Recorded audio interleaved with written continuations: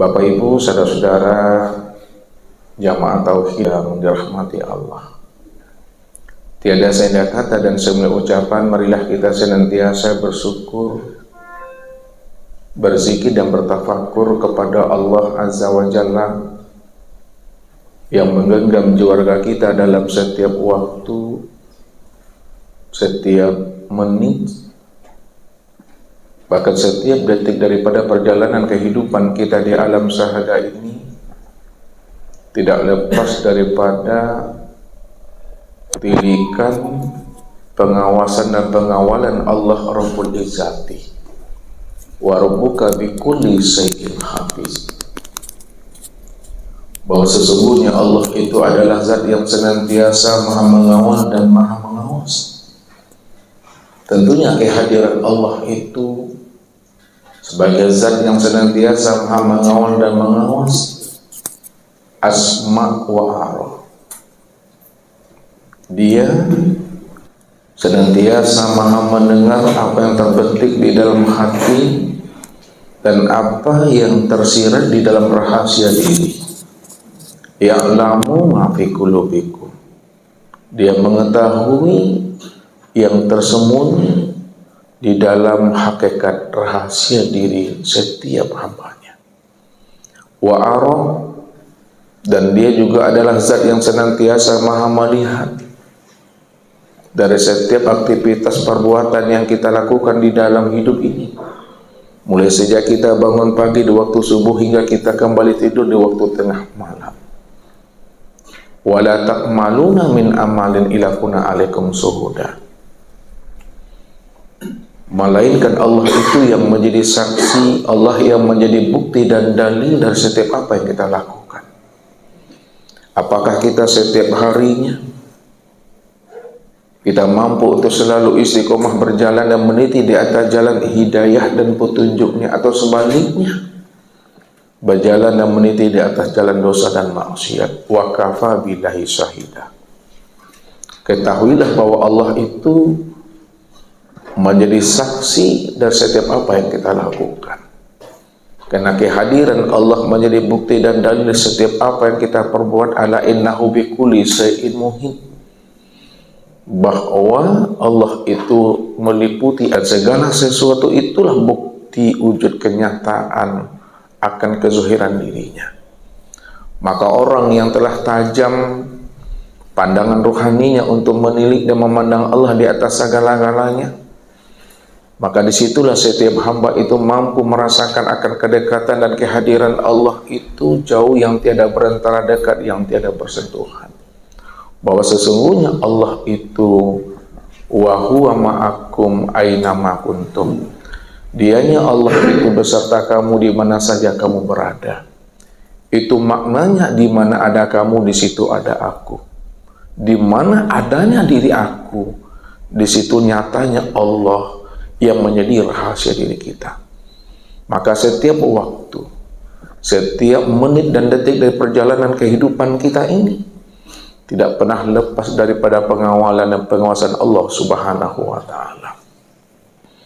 Ketika hati ini telah mampu merasakan akan kehadiran Tuhan di dalam diri kita ini, kesadaran Tuhan itu telah hidup dan terinstal di dalam rahasia diri kita. Ini yang membuat hidup kita ini mampu untuk selalu istiqomah di dalam hidup ini. Istiqomah di atas jalan syariat, istiqomah di atas jalan thariqat, istiqomah di atas jalan hakikat dan ma'rifat. Sehingga hidup kita ini betul-betul berada di dalam kandungan dekapan Rahman dan Rahimnya. Sehingga ibadah yang kita lakukan dalam kehidupan ini, inilah yang disebut namanya ibadah yang baqiyat, ibadah yang berkekalan, atau ibadah yang daimun. Wal baqiyatu sholihatu khairun inda rabbika. Sesungguhnya amal yang berkekalan itulah amalan yang daimun, amalan yang disenangi dan disukai oleh Allah Subhanahu wa ta'ala.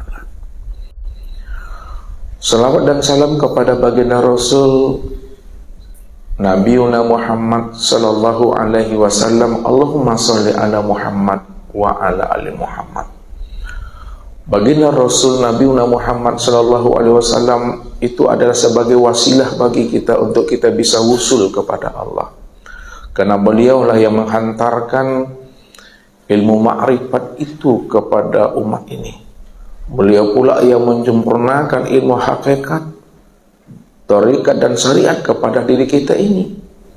Ketika Rasul telah menyempurnakan ilmu ma'rifat, hakikat, thariqat dan syariat pada umat sebagai bentuk cinta dan kasih sayangnya beliau kepada diri kita ini, maka ketika kita telah berada di alam dunia dan di alam syahada ini, hendaklah kita menyempurnakan syariat kita, syariat yang berthariqat, thariqat yang berhakikat, hakikat yang bermakrifat, sehingga makrifat itulah wasilah untuk usul kita kepada Allah Subhanahu wa ta'ala.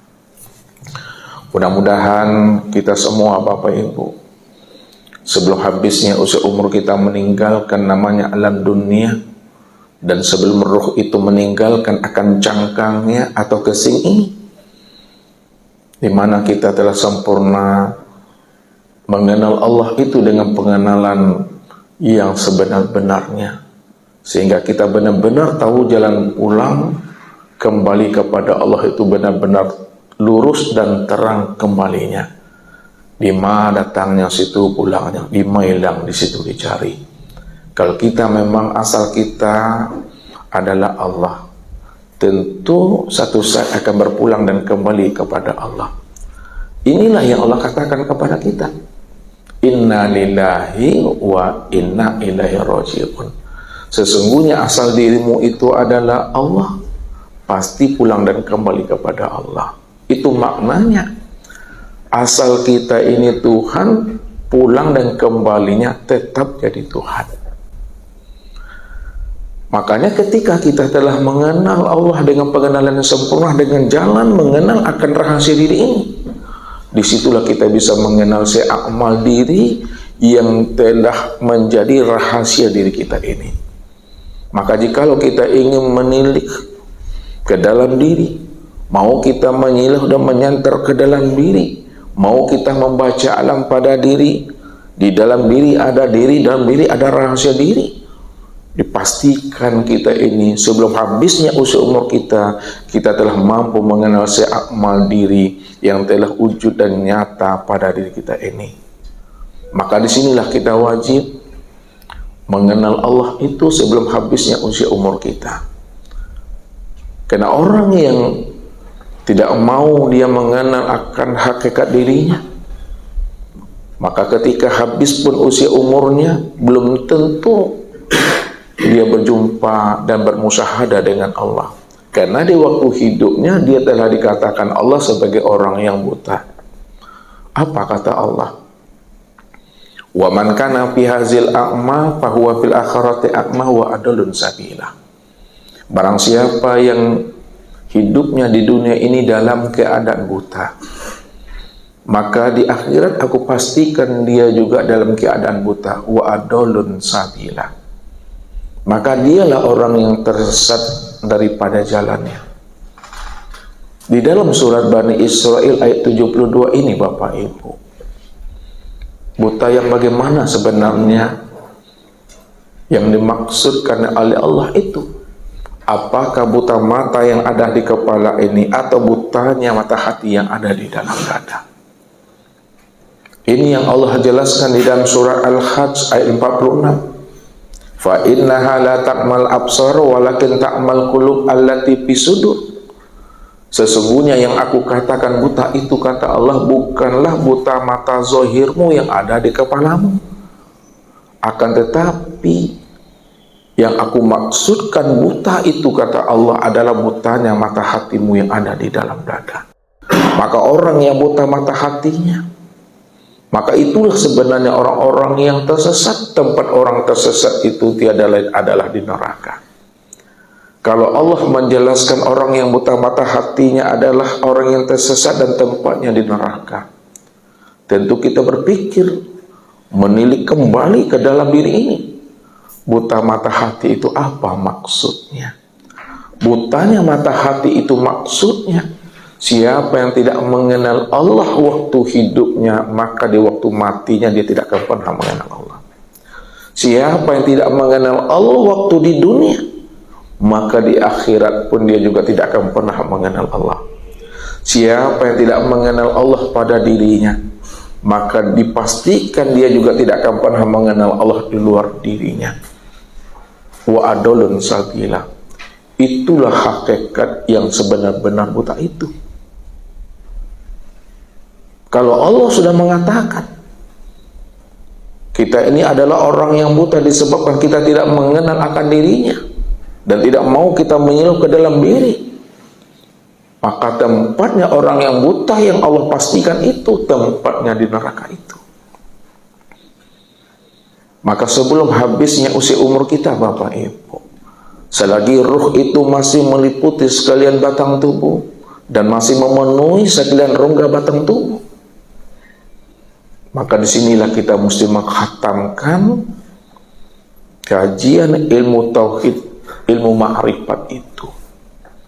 Kalau Nabi, Bapak Ibu, mengkhatamkan kajian ilmu ketuhanan ini kepada sahabatnya 13 tahun lamanya, itu yang bisa khatam 11 orang. Kalau Bapak Ibu terasa lama rasanya mengkhatamkan ilmu ketuhanan ini 13 tahun, ya kita buat 3 bulan. Kalau lama juga rasanya 3 bulan, kita buat 3 minggu. Lama juga rasanya 3 minggu, kita buat 3 hari. Masih lama menurut Bapak Ibu, kita buat 3 jam. 3 jam masih lama juga. Sebelum Bapak Ibu pulang ke rumah masing-masing, mesti kita khatamkan hari ini juga. Begitu sebenarnya. Makanya ilmu ma'rifat ini sebenarnya ya, tidaklah payah gitu Bapak Ibu, tidak sulit. Ya, mengenal Allah itu paling mudah sebenarnya. Tidak ada orang mengenal Allah itu sampai gila Bapak Ibu. Ya. Makanya yang mempersulit manusia ini mengenal Tuhan bukan Tuhan, bukan Allah yang mempersulit dirinya bagi hambanya untuk mengenal akan dirinya. Bukankah Allah menciptakan alam, menjadikan namanya nur supaya dirinya bisa dikenal? Kalau Allah saja ingin dirinya dikenal, kenapa hamba yang telah mengenal akan dirinya mempersulit hambanya untuk bisa mengenal akan Tuhannya? Makanya untuk mengenal aku, kata Allah, tidak butuh birokrasi, administrasi yang berbelit-belit dan rumit. Tidak butuh syarat-syarat. Ya. Jadi mengenal Allah itu mudah Bapak Ibu. Ya, tak payah mengenal Allah itu. Oleh karena itu, jangan Bapak Ibu pergi bertapa-tapa pula ke gua-gua, ya, ke hutan-hutan belantara. Jangan pula menyelam pula ke dasar laut, tidak ada Tuhan di sana. Ya. Tapi untuk mengenal Allah itu Bapak Ibu, ikro ke dalam diri. Baca diri di dalam diri. Di dalam diri ada diri, dalam diri ada rahasia diri. Di dalam rahasia diri itulah aku wujud berdiri dengan sendirinya. Ini ada suatu ilustrasi Bapak Ibu. Ustadz akan memanas-manaskan dulu, ya, karena mesinnya mesin.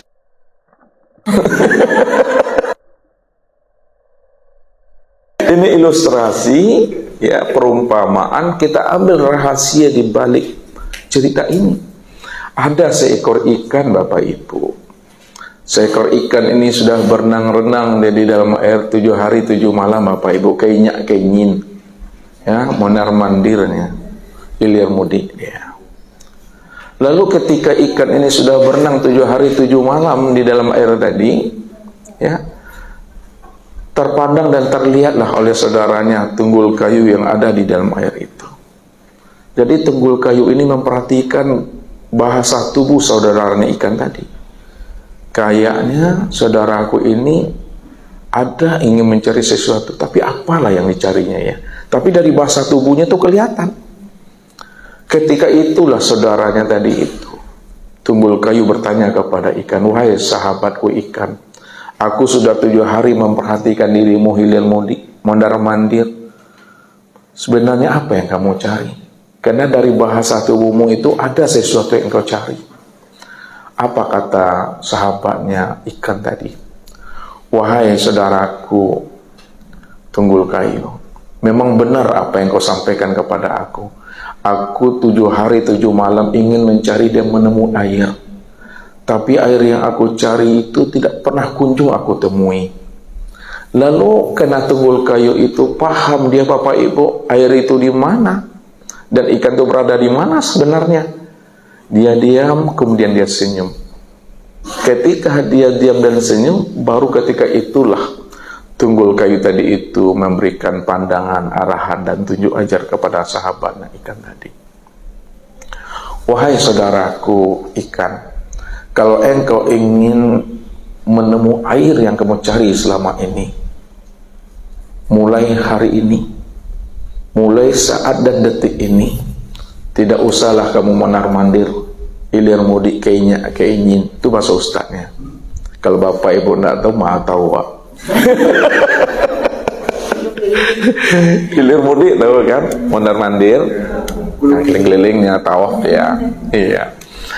Jadi kalau saudaraku ingin mencari dan menemui air, mulai hari ini, saat dan detik ini, tak usah mondar-mandir. Ya. Lalu bagaimana caranya? Kata ikan tadi. Padahal aku ingin mencari air juga. Caranya, kamu hari ini berwukuf ke dalam diri. Iqra ke dalam diri. Center ke dalam diri. Kalau kamu mau Iqra ke dalam diri, center ke dalam diri, aku pastikan kamu mampu mencari dan menemui air yang kamu cari selama ini. Baiklah wahai saudaraku Tunggul Kayu, kata ikan, saya akan laksanakan nasihat dan arahan kamu kepada aku supaya aku bisa berjumpa air yang aku cari selama ini. Mulailah hari itu Bapak Ibu ikan tadi itu tidak kemana-mana dia Iqra, berzikir, berwukuf ke dalam diri. Ketika dia Iqra, berzikir, berwukuf ke dalam diri, disitulah dia kaget, rupanya air yang dia cari selama ini tidak di mana-mana, karena dia selama ini sudah berada di dalam air. Ya, kalau ikan itu tidak berada dalam air, lalu ikan itu di mana berada sebelumnya? Tentu mati, ya. Itu maknanya. Kalau kita ingin mencari dan menemui si akmal diri, si jati diri yang sebenar-benar diri, yaitu Allah Subhanahu wa Ta'ala, jangan kita mencari dan menemui Allah itu keluar diri, tapi cari dan temuilah Allah itu ke dalam diri. Ini yang disampaikan oleh baginda Rasul kepada kita. Apa kata Rasul kepada kita Bapak Ibu? Man tolabal maula bighairi nafsin faqad dalalan baidah. Barang siapa yang ingin mengenal, ingin menemui dan mencari Tuhannya keluar daripada dirinya, maka dipastikan dia berada pada kesesatan yang sangat jauh. Tapi siapa yang mau mencari dan menemui Allah ke dalam dirinya, dia mau Iqra ke dalam dirinya, pasti dia mampu mengenal Allah itu. Karena Allah itu yang menjadi akan rahasia diri kita ini. Maka begitulah seorang sahabat bertanya kepada baginda Rasul Nabi Muhammad sallallahu alaihi wasallam, ya Rasulullah, apakah Allah itu jauh ya Rasul? Atau Allah itu dekat ya Rasulullah? Maka ketika itulah Allah memberi jawaban kepada Rasul terhadap sebuah pertanyaan sahabat kepada dirinya. Apa kata Allah kepada Rasul untuk memberi sebuah jawaban tentang kehadiran dan kewujudan Allah? Wa iza sa'alaka ibadi anni fa inni qarib. Apabila ada hamba yang bertanya kepada engkau, hai Muhammad, tentang aku, apakah kehadiran aku ini jauh atau kehadiran aku dekat? Maka berilah jawaban kepada hambaku itu ya Muhammad. Katakan kepada dia, sesungguhnya aku ini adalah dekat. Begitu Allah mengatakan bahwa dirinya itu tidak jauh, Allah itu betul-betul dirinya itu dekat. Kalaulah Allah itu betul dekat, dia Rasul. Dekat yang bagaimana Allah itu? Lalu turun lagi firman Allah, wa nahnu aqrabu ilai min hablil warid. Aku ini lebih dekat dengan dirimu dibandingkan dekatnya urat nadimu itu pada tengkuk leher. Kalaulah urat nadi kita ini dekat pada batang leher kita ini, dibandingkan dekatnya Allah, Allah itu lebih dekat lagi dengan diri kita Bapak Ibu dibandingkan dengan dekatnya urat nadi itu pada batang leher kita ini. Kalaulah mata hitam dan mata putih yang ada pada mata zuhir kita ini dekat dalam pandangan kita, maka Allah itu lebih dekat lagi dengan diri Bapak Ibu dibandingkan dengan dekatnya mata hitam dan mata putih ini pada mata zuhir kita ini.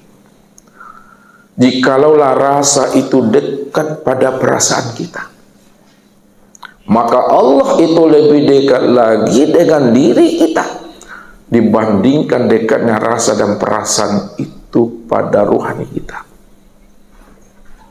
Dan jikalaulah hidup itu dekat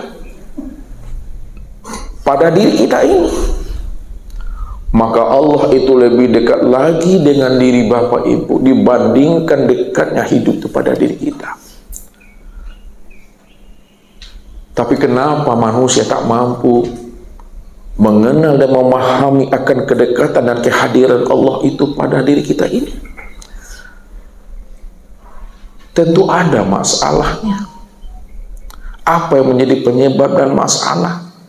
Apa yang menjadi hijab dan dinding serta tabir yang membuat kita tidak mampu mengenal, merasakan akan wujud kedekatan Allah itu pada diri kita?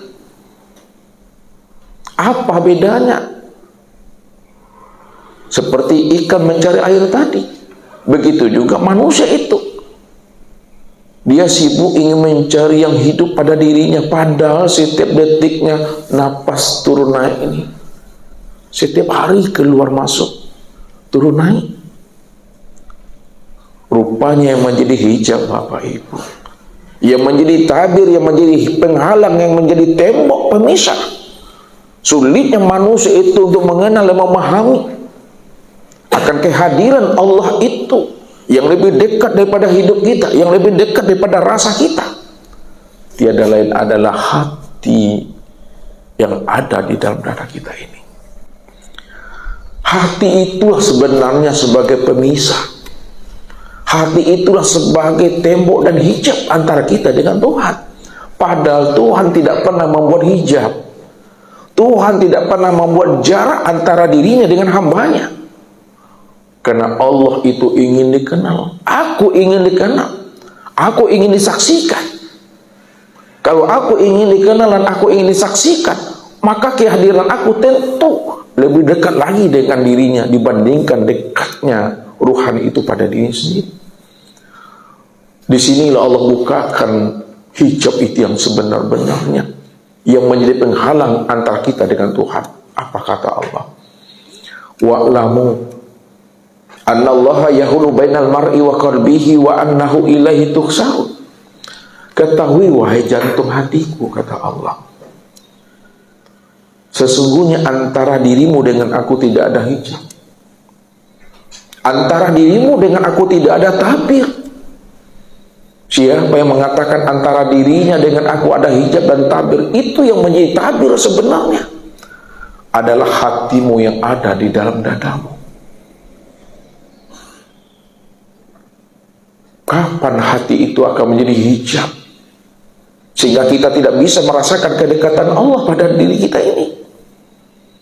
Apabila hati itu ditawan dan dirantai, apabila hati itu tertanam dan tertancap nipa-nipa batin di dalamnya, sifat ujub, sifat sum'ah, sifat riya, takbur, ghibah, namimah, sok-sok ongi, ya, sok lebay, sok ganteng, sok rancak, maka itu semuanya adalah hijab.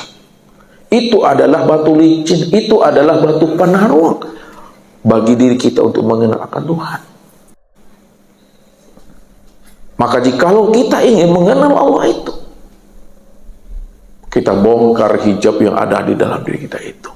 Kita cabut, kita robohkan hijab yang tertancap dan tertanam di dalam kalbu kita itu. Maka disinilah baginda Rasul mengajarkan kita bagaimana kita mampu membongkar dan mencabut hijab yang tertanam di dalam diri kita itu. Apa kata Rasul? Likulli shay'in sakalatu wa sakalatul qalbi zikrullah. Tiap-tiap sesuatu itu ada alat pembersihnya, ada alat pencucinya. Pembersih dan pencuci hati tiada lain adalah berzikirlah kepada Allah. Maka palukan kalimat zikir itu ke dalam hati kita dengan menyatakan la ilaha illallah, Allah, Allahu. Jikalau kita telah mengamalkan zikir la ilaha illallah 24 jam, kita mengamalkannya dengan cara zikir syariat, kita mengamalkannya dengan zikir torikat, kita mengamalkannya dengan zikir hakikat dan makrifat. Jikalau ada hijab tertanam di dalam dada manusia itu, maka itu akan tercabut dan terbongkar. Ketika hijab tidak ada lagi, disitulah betul nyata Allah itu senyata-nyatanya. Ini yang mesti kita pahami, sehingga kita mengenal Allah itu bukan mengenalnya dengan imajinasi, bukan dengan jalan merenung-renung, menghayal-hayal. Kalau kita ingin mengenal Allah dengan cara berimajinasi, merenung, menghayal, apa yang kita renungkan itu bukan Tuhan. Apa yang kita khayalkan itu bukan Tuhan. Apa yang kita imajinasikan itu juga bukan Tuhan. Kalau itu bukan Tuhan, lalu bagaimana untuk mengenal akan diri Tuhan itu? Maka untuk mengenal diri Tuhan itu, kata Ustadz, tiada lain jalannya adalah menyilau, menyentar, dan menilik ke dalam diri ini. Kenalilah diri kita ini yang sebenar-benarnya. Maka pagi menjelang siang ini, Bapak Ibu, Ustadz akan menghantarkan pemahaman ilmu ketuhanan makrifat ini kepada Bapak Ibu. Sekiranya hari ini kita meninggal, saat sebelum kita meninggal, kita dah khatamkan ilmu tauhid. Belum sempurna pengenalan kita kepada Allah sebelum kita mengenal asal usul diri kita ini dan asal usul kejadian kita. Kalau kita telah mengenal namanya, akan asal usul diri kita dan rahasia diri kita, insya Allah sempurnalah makrifat dan pengenalan diri kita kepada Tuhan. Mengenal namanya rahasia diri, Bapak Ibu, bukanlah mengenal akan identitas diri. Ya, kalau identitas diri itu udah ada pada diri kita masing-masing. Kalau di Ustadz, di KTP Ustadz ada nama itu, ada tempat tanggal lahir, agama, pekerjaan, suku, dan kewarganegaraan. Yang Ustadz maksud mengenal rahasia diri bukan mengenal identitas diri, tapi mengenal man ana, siapa aku yang sebenarnya. Dan mengenal akan asal usul diri bukanlah mengenal silsilah keturunan kita, siapa ayah kita, siapa ibu kita, siapa kakek nenek kita terus ke atas. Bukan mengenal nasab dan silsilah, tapi mengenal akan kejadian diri kita ini. Ya, inilah rahasianya supaya kita benar-benar mampu mengenal akan rahasia diri dan asal usul diri, sehingga Allah itu betul-betul nyata dan terang, Bapak Ibu. Karena Nabi dah katakan,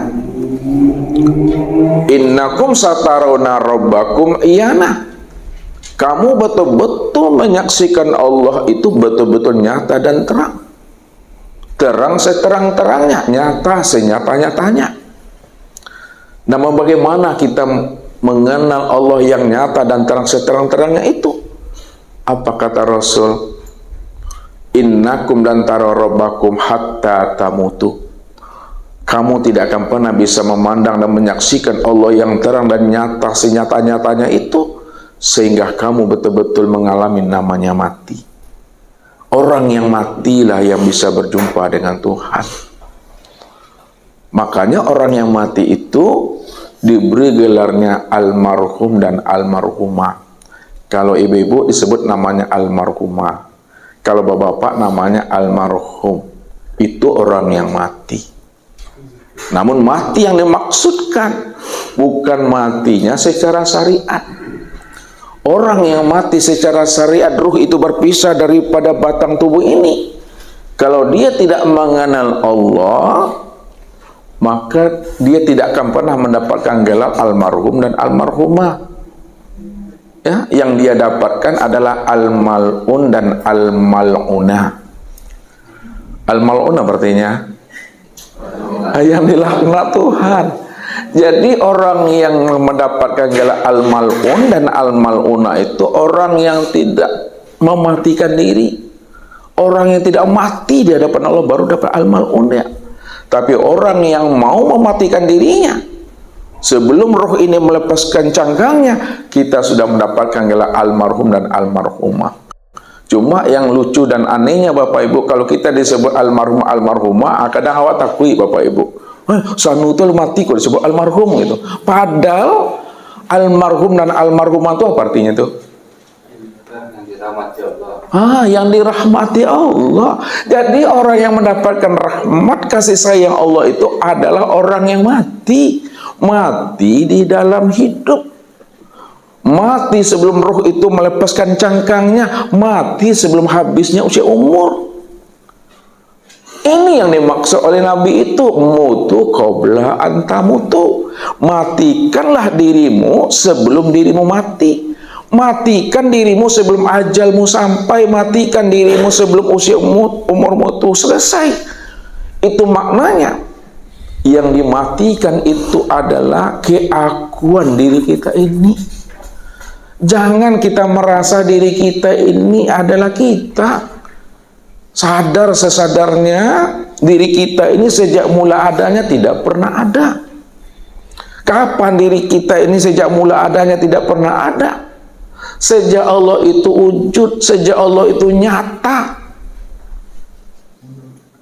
Sejak itulah diri kita tidak pernah ada. Kalau ada yang merasa dirinya ada, itu ngaku-ngaku tuh. Ya. Padahal diri kita ini la haula wala quwata illa billah itu. Barulah kita mendapatkan gelar almarhum dan almarhumah ini. Jadi Bapak Ibu udah boleh Ustaz bilang almarhum dan almarhumah itu. Jangan takut pula.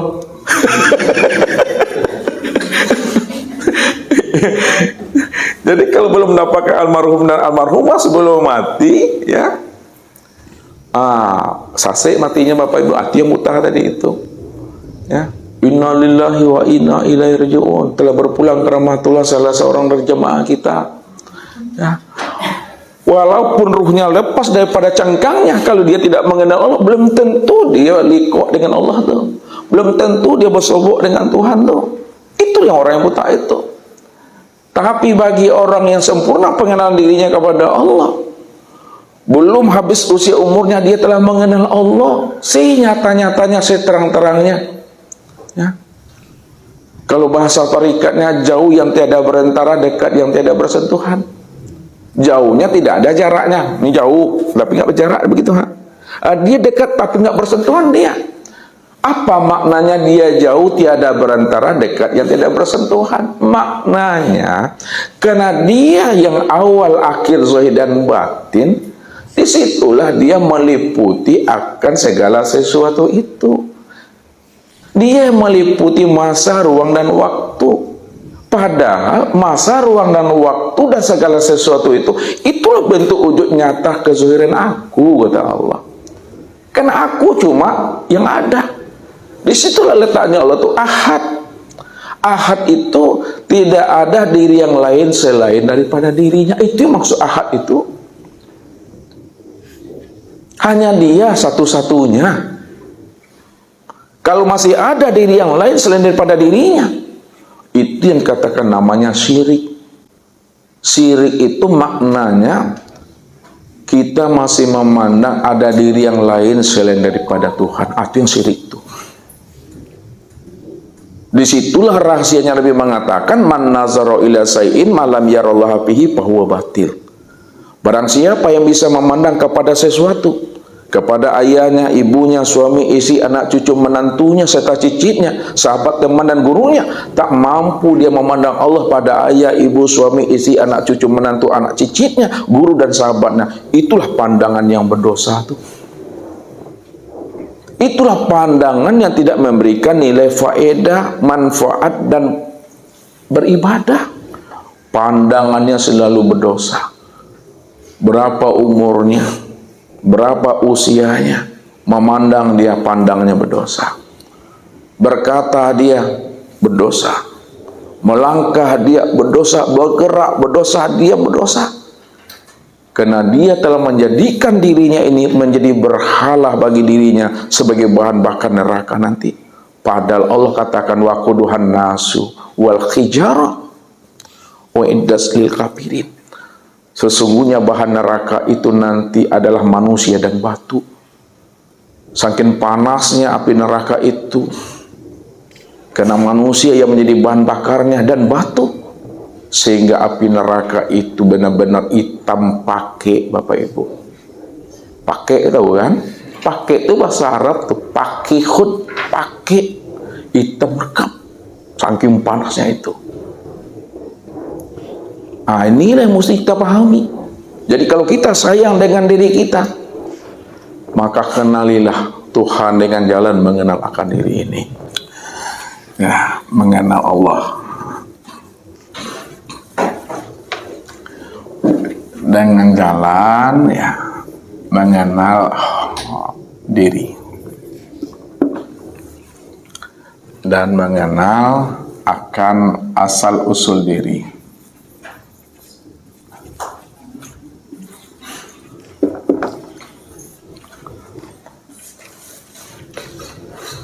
Ya, asal usul diri dan diri. Sekarang mengenal Allah itu dengan jalan mengenal diri. Ya. Kenapa dan apa sebabnya mengenal Allah itu dengan jalan mengenal diri? Ya, siapa diri Bapak Ibu ini yang sebenarnya? Ya, Allah menjelaskan tentang diri kita ini. Nah, dalam hadis qudsi, al-insanu siri wasiri sifati wasifati la ghairi. Dirimu, ya, insan itu adalah siri, rahasiaku. Rahasiaku itu adalah sifatku, dan sifatku itu tiada lain adalah aku. Itu maknanya. Kalaulah insan itu rahasia Tuhan itu adalah sifat Tuhan itu tiada lain adalah diri Tuhan sebenarnya, itu maknanya insan ini sebenar-benarnya tiada lain adalah nyatanya Allah itu. Disitulah dikatakan al-insan ainullah, al-insan hakikatullah, al-insan wujudullah, al-insan mir'atillah. Insan itu adalah nyatanya Allah. Insan itu yang sebenar-benarnya Allah. Insan itu adalah wujudnya Allah, dan insan itu adalah cerminnya Allah. Makanya Nabi mengajarkan kita, siapa yang ingin mengenal dan mencari Tuhan keluar daripada dirinya, dipastikan dia telah berada pada kesesatan yang sangat jauh. Padahal Tuhan itu betul-betul dekat pada diri kita ini, Bapak Ibu. Nah, kalau kita ingin mencari dan menemukan Tuhan pada diri, dan kita dah tahu siapa rahasia diri kita, lalu munculkan sebuah pertanyaan di dalam hati dan pikiran kita, mana yang dikatakan yang diri kita yang sebenarnya? Karena setiap nama ada orangnya, Bapak Ibu. Ya, disebut spidol, ini orangnya nih. Disebut mic, ini orangnya. Disebut penghapus, ini orangnya. Disebut diri, orangnya. Mesti jelas. Sama juga kita. Ya, mengenal Allah itu. Disebut Allah yang mana orangnya. Mengenal diri, mesti jelas orangnya. Kenapa? Al-ismu wal musammah wahid. Diri dengan yang punya diri, esa dia, nggak pernah dia berpisah cerai. Ya, seperti gula dengan manisnya. Ini gula, ini manisnya. Pernahkah berpisah gula dengan manisnya, Bapak Ibu? Enggak. Ini cabai, ini pedasnya, tidak pernah berpisah. Kalau tidak pernah berpisah, pedas itu letaknya di mana? Di cabai. Manis itu letaknya di mana? Di gula itu. Esa dia itu.